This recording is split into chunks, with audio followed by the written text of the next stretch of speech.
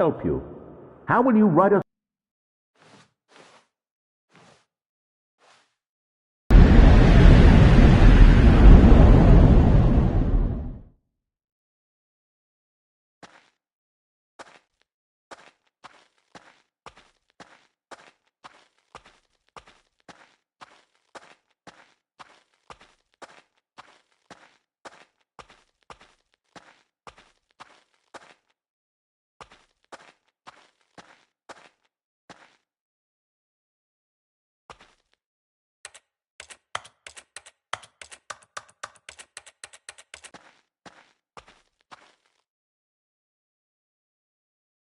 I wonder what he found.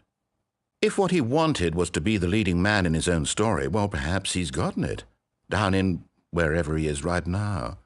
I wonder if he's happy with his choice, and if he's learned the heavy cost that comes with it. He'll understand soon what I was trying to tell him. He needs me. Someone who will wrap everything up at the end, to make sense out of the chaos and the fear and the confusion. That's who I am. That is what I mean to this world. Oh, yes. Yes, I'll be back. There's no other way. Once this ends, after it all comes to a close, then I'll be back. The end will be here soon. Very soon. I can wait.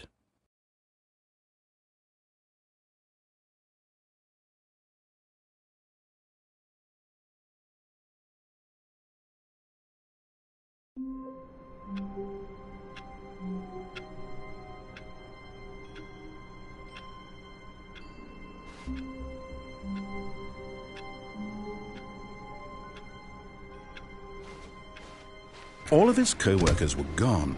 What could it mean? Stanley decided to go to the meeting room. Perhaps he had simply missed a memo.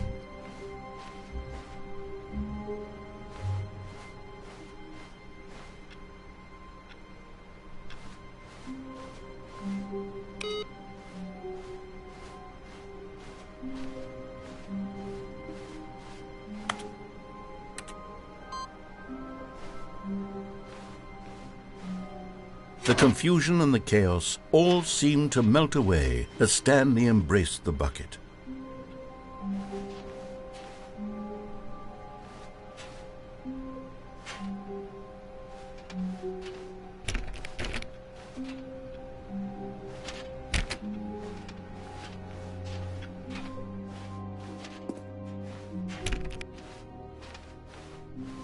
Stanley clutched the bucket tightly to his chest and entered the door on his left.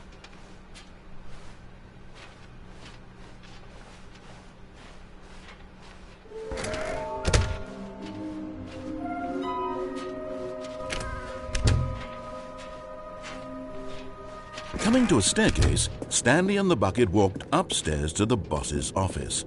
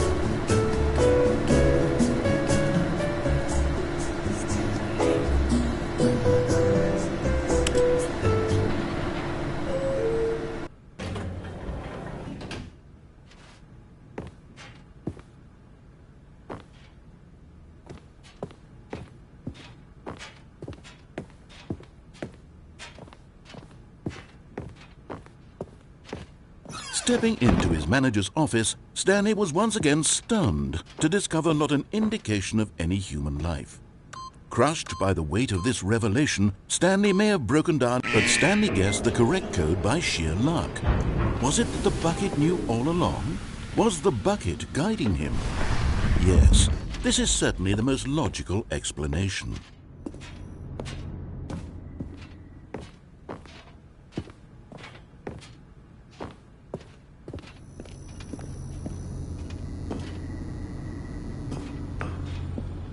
And there it is, the last Stiggly Wiggly. Savor this moment, Stanley. This is a real accomplishment. This is doing something just for the sake of doing it. Where so many people expect to be rewarded for the most trivial achievements, you've insisted that a job well done is its own reward. I would tell you that I'm proud of you for collecting them all, but that would be like a reward, and we can't have that. So, instead I'll just say, it's done. We're all done here. And now we can go to whatever the hell you were doing before you hunted for figurines.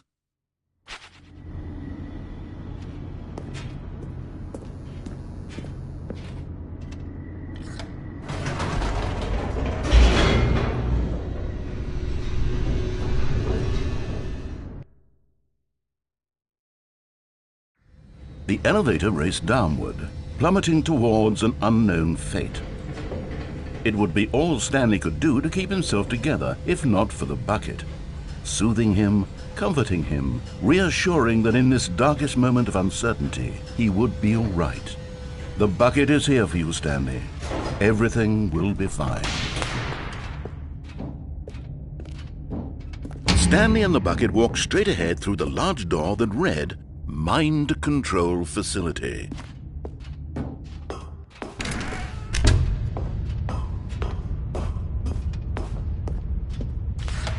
The lights rose on an enormous room packed with television screens. What horrible secret did this place hold? Stanley and the bucket both wondered to themselves.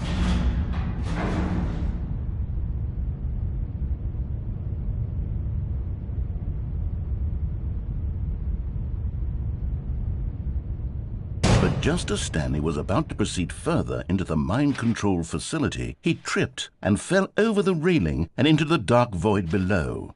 Thankfully, he fell directly onto the bucket, which safely cushioned his fall. Now, what to do next? Stanley wondered.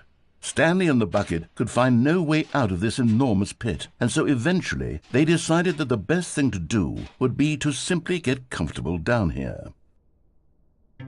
So they set up a little couch and relaxed. It really wasn't so bad down here, a bit cold perhaps. After some time had gone by, they installed a few shelves as well, and a sort of kitchenette that was useful for when the bucket was craving paninis. But it wasn't until the rugs and the standing lamps came in that it really started to feel like a home. In fact, after some time, Stanley realized he'd never gotten to fully explore what was up there, never been able to unearth the many mysteries of the mind control facility. This lack of closure began to eat at him.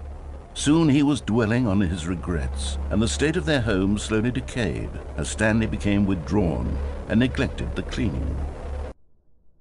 It unsettled the bucket deeply. Stanley wasn't usually like this. The bucket tried to reach out to him again and again, but to no avail. All Stanley could think about, all he could talk about, was going back, doing it over again, staying on the path. It was a mistake to leave the path. It was a mistake. It was a mistake. I need to do what the narrator says. I need to see the true ending. This made no sense at all to the bucket, which was simply trying to live its life down here as comfortably as possible. Yet Stanley was unconsolable. This isn't an ending. This is just a hole in the ground. The bucket sighed. True, it wasn't an ending. But it's where we happen to be. And maybe, possibly, if we accept the reality of things, maybe this will become an ending eventually. It's what the bucket was counting on. The two of them waited for a very long time.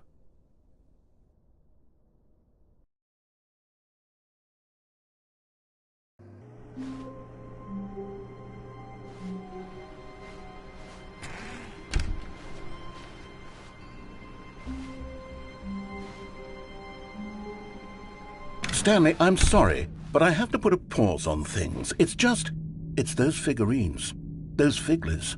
I haven't stopped thinking about them since you nabbed every last one.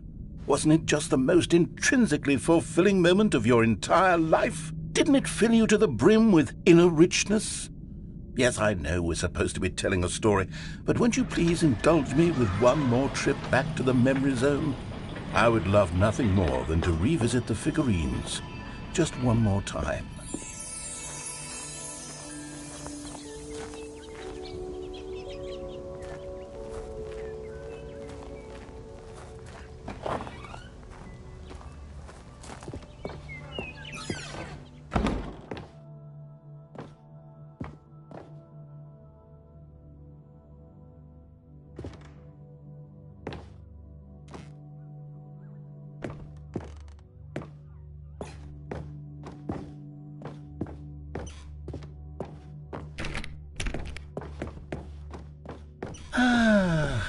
Here's where it all began.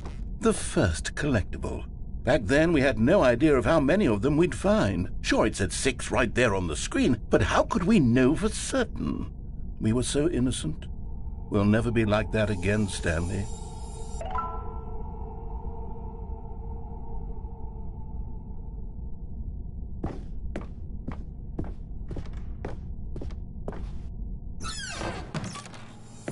And here was a second Stanley.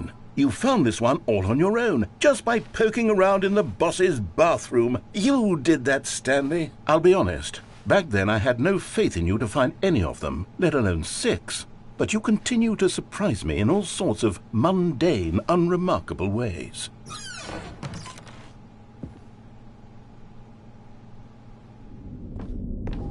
Okay, let's do a little quiz.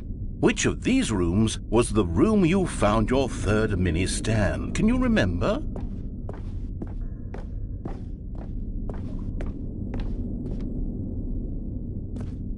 Hey, that's exactly right. It was here, under the stairs. It was the third one. You picked it up, and then after that, you had 3 of them.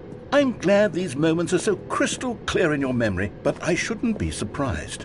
After all, science tells us that it's impossible to forget your third time doing anything.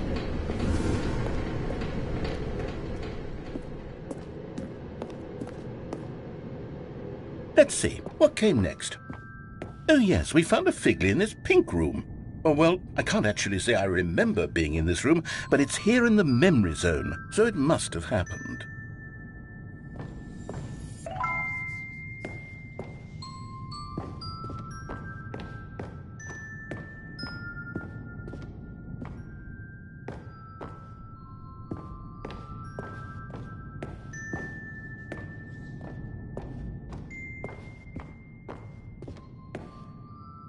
This was the 5th mini-Stan, and this one was really something special. It was by the red and blue doors. I remember it so clearly.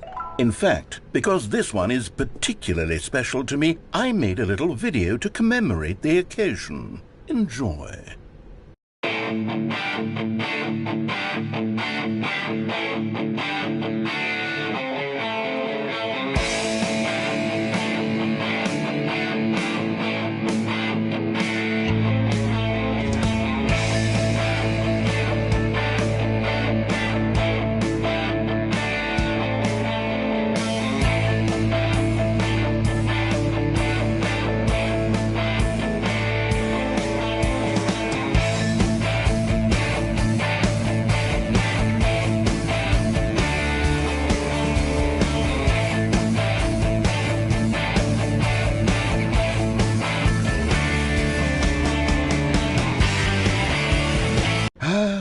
Takes you back, doesn't it? I spent a lot of time making that video, but it was 8 minutes I wouldn't have spent on anything else.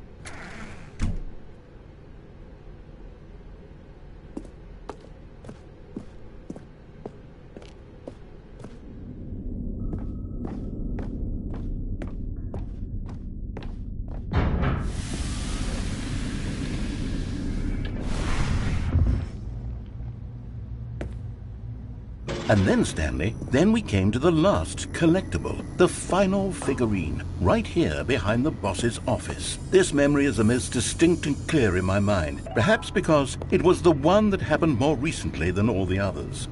Who can truly say how the mind works?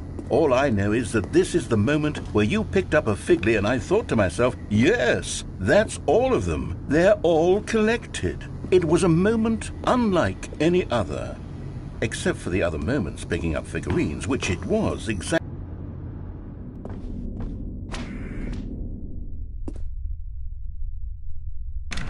And then there was no more, because we've caught up to the present moment. Nothing left to do but move onward into the future. Goodbye, Memory Zone.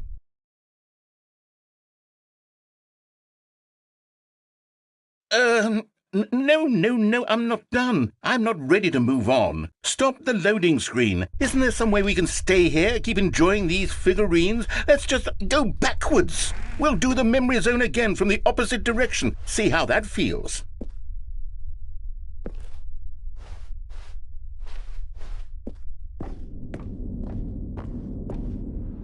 Okay, yes, the back of the boss's office. I remember this.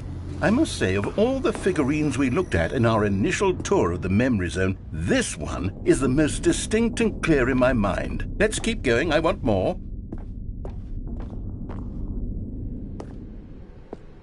And here's where I made that video. Don't you remember the video we watched?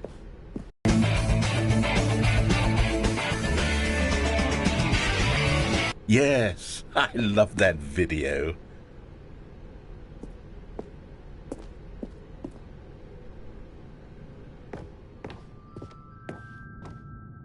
Still don't remember the pink room, Stanley. Still no memory of this one. Good room, though. A solid room.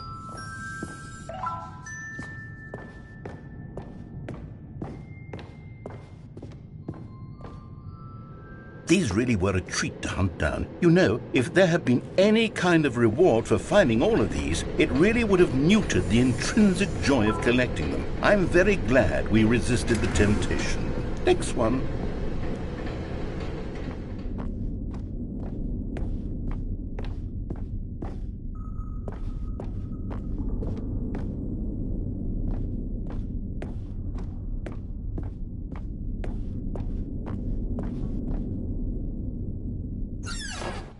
This was our second Figley. Don't you remember? Yes, I remember it too.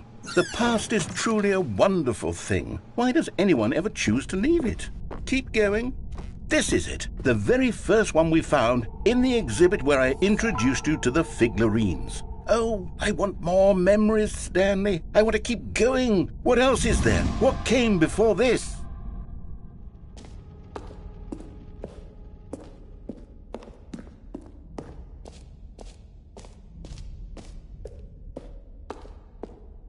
Look, it's the terrible new content that we were originally sold on. I remember hating it back then, but time does put a rosy filter on everything. In fact, I dare say I'm actually quite fond of it now. Oh, yes, the two doors! Who could have forgotten that? A classic memory, this one.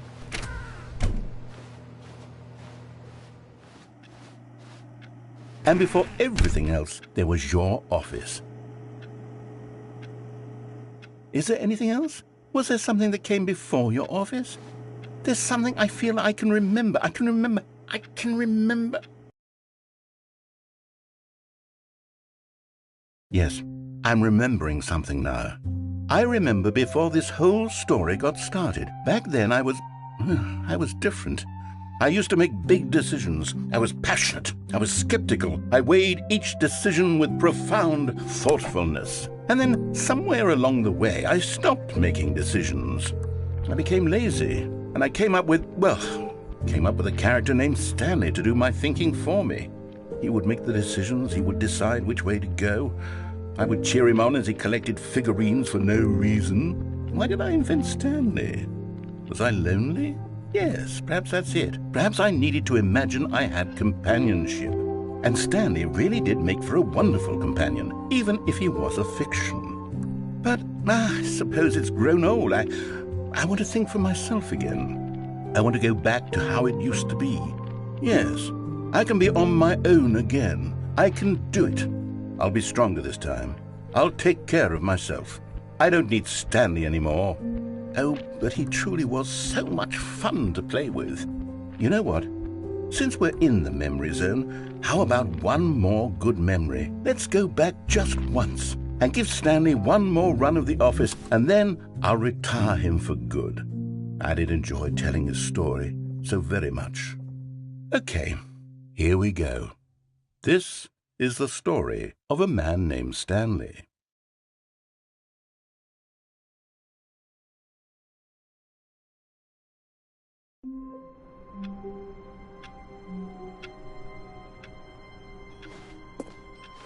Already this was uncomfortable, and Stanley decided that as soon as he found a new space he felt safe in, that he would never leave it again in his life.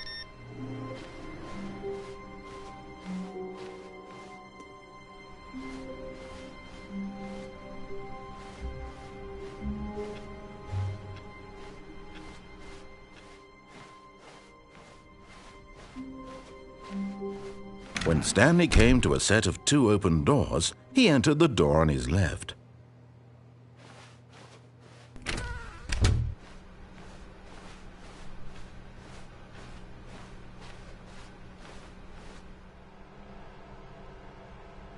Yet there was not a single person here either. Feeling a wave of disbelief, Stanley decided to go up to his boss's office, hoping he might find an answer there. Coming to a staircase, Stanley walked upstairs to his boss's office.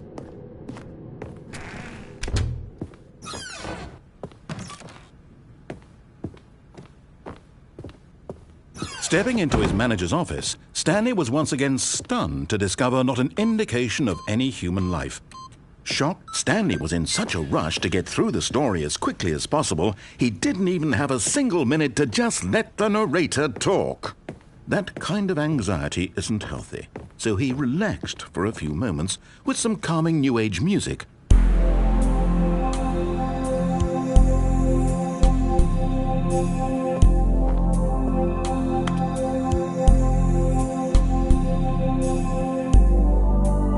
Feeling soothed and rejuvenated, Stanley calmly walked forward into the opened passageway.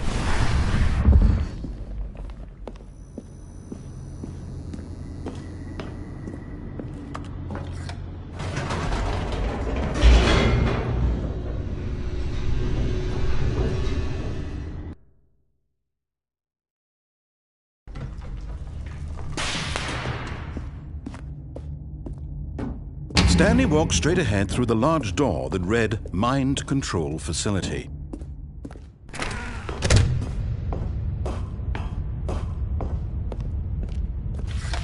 The lights rose on an enormous room packed with television screens. What horrible secret did this place hold? Stanley thought to himself. Did he have the strength to find out?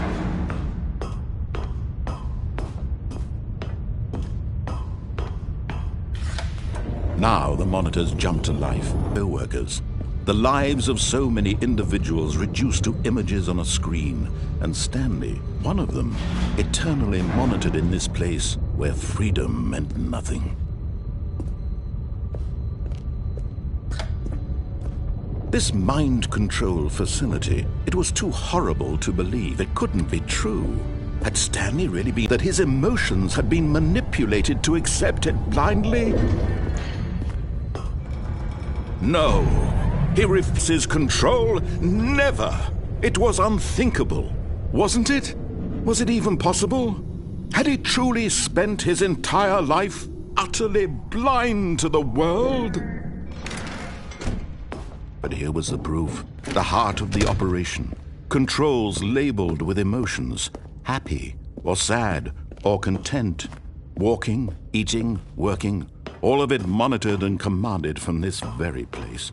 And as the cold reality of his past began to sink in, Stanley decided that this machinery would never again exert its terrible power. Oh, Stanley, you didn't just activate the controls, did you? After they kept you enslaved all these years, you go and you try to take control of the machine for yourself. Is that what you wanted? Control? Oh, Stanley, I applaud your effort, I really do. But you need to understand, there's only so much that machine can do.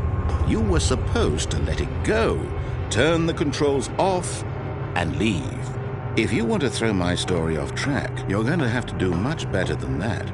I'm afraid you don't have nearly the power you think you do. For example, and I believe you'll find this pertinent, Stanley suddenly realized he had just initiated the network's emergency detonation system. In the event that this machine is activated without proper DNA identification, nuclear detonators are said to explode, eliminating the entire complex. How long until detonation then? Let's say 2 minutes. Now this is making things a little more fun, isn't it, Stanley? It's your time to shine. You are the star. It's your story now. Shape it to your heart's desires. Oh, this is much better than what I had in mind. What a shame we have so little time left to enjoy it. Mere moments until the bomb goes off. But what precious moments each one of them is. More time to talk about you, about me, where we're going, what all this means. I barely know where to start. What's that? You'd like to know where your co-workers are? A moment of solace before you're obliterated? All right, I'm in a good mood. You're gonna die anyway. I'll tell you exactly what happened to them. I erased them. I turned off the machine. I set you free. Of course, that was merely in this instance of the story. Sometimes when I tell it, I simply let you sit there in your office forever, pushing buttons endlessly and then dying alone. Other times, I let the office sink into the ground, swallowing everyone inside, or I let it burn to a crisp. I have to say this, though, this version of events has been rather amusing. Watching you try to make sense of everything and take back the control wrested away from you, it's quite rich. I almost hate to see it go. But I'm sure whatever I come up with on the next go-around will be even better. My goodness, only 34 seconds left. But I'm enjoying this so much. You know what? To hell with it. I'm going to put some extra time on the clock. Why not? These are precious additional seconds, Stanley. Time doesn't grow on trees. Oh dear me, what's the matter, Stanley? Is it that you have no idea where you're going or what you're supposed to be doing right now? Or did you just assume when you saw that timer that something in this room was capable of turning it off? I mean, look at you. Running from button to button, screen to screen, clicking on every little thing in this room. These numbered buttons, no, these colored ones, or maybe this big red button, or this door. Everything, anything, something here will save me. Why would you think that, Stanley? That this video game can be beaten? Won? Solved? Do you have any idea what your purpose in this place is? Stanley, you're in for quite a disappointment. But here's a spoiler for you. That timer isn't a catalyst to keep the action moving along. It's just seconds ticking away to your death. You're only still playing instead of watching a cutscene because I want to watch you for every moment that you're powerless. To see you made humble. This is not a challenge. It's a tragedy. You wanted to control this world, that's fine. But I'm going to destroy it first, so you can't. Take a look at the clock, Stanley. That's 30 seconds you have left to struggle. 30 seconds until a big boom and then nothing. No ending here, just you being blown to pieces. Will you cling desperately to your frail life, or will you let it go peacefully? Another choice. Make it count, or don't. It's all the same to me, all a part of the joke. And believe me, I will be laughing at every second of your inevitable life from the moment we fade in until the moment I say, happily ever after.